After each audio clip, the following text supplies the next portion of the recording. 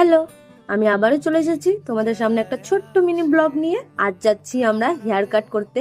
আমরা বলতে আমি, পিয়া আর কাকিমা তিনজনে হেয়ার কাট করব। তারপরে বেরিয়ে পড়লাম। আর এই যে দেখো পিছনে দুর্গাপুজোর লাইট কত সুন্দর লাগছে। অভিজিৎ যাচ্ছে আমাদের সাথে, কারণ প্রথমে বাজার যাব, কিছু কেনাকাটা এখনো বাকি আছে। বাজার হয়ে গেল, অনেকগুলো এক্সাইটমেন্ট আর একটু ভয় নিয়ে উঠে বসে পড়লাম টোটোতে, কারণ প্রথমবার পার্লারে হেয়ার কাট করতে যাচ্ছি। হেয়ার গুলোর উপরে একটু মায়া হচ্ছিল, আর কিছুই না, কারণ আমরা যে হেয়ার কাটটা করতে যাচ্ছি সেটাতে অনেকগুলো চুল কাটা পড়ে যাবে। আর এই যে দেখো পার্লার যাওয়ার সময় শান্তি ভারতীর ঠাকুর ও প্যান্ডেল দুটোই দেখা হয়ে গেল আমাদের।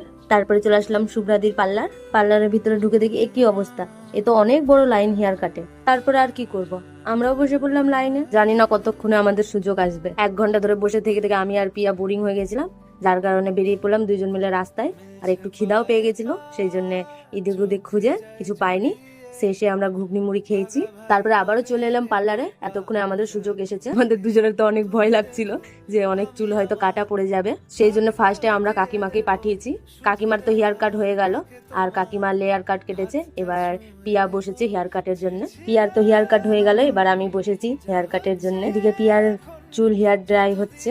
তো এই যে হচ্ছে আমার ফাইনাল লুক হেয়ার কাটের। যতটা এক্সপেক্ট করেছিলাম তার থেকে অনেক বেশি সুন্দর হয়েছে হেয়ার কাট। এখানে দিদি আমাকে বুঝাচ্ছে যে কেমন রাখলে কি করলে ভালো লাগবে। হয়তো দিদিকে তোমরা অনেকেই চিনো ফেসবুক থেকে, আমরাও ফেসবুকের ভিডিও দেখে দিদির কাছে হেয়ার কাট করতে এসেছি। তো ফাইনালি আমাদের হেয়ার কাট কমপ্লিট, আর আমি আর পিয়া সেম সেম হেয়ার কাট করেছি। জানি মিনি ব্লগ বলে অনেক বড়ই ব্লগ হয়ে গেল, আমিও ভাবিনি যে এত বড়টা হয়ে যাবে।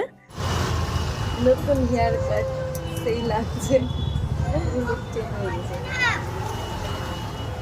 এখন বাজে 12:26, এতক্ষণ আমরা বাড়ি যাচ্ছি।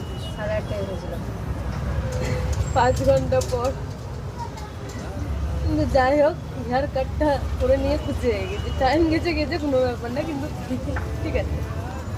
হেয়ার কাটের খুশিতে উঠে বসে পড়লাম টোটোতে আর চলে আসলাম বাড়ি। ব্লগটা আমি এখানে শেষ করছি, দেখা হবে আবারও একটা নতুন ব্লগ নিয়ে। এখনকার জন্য টাটা।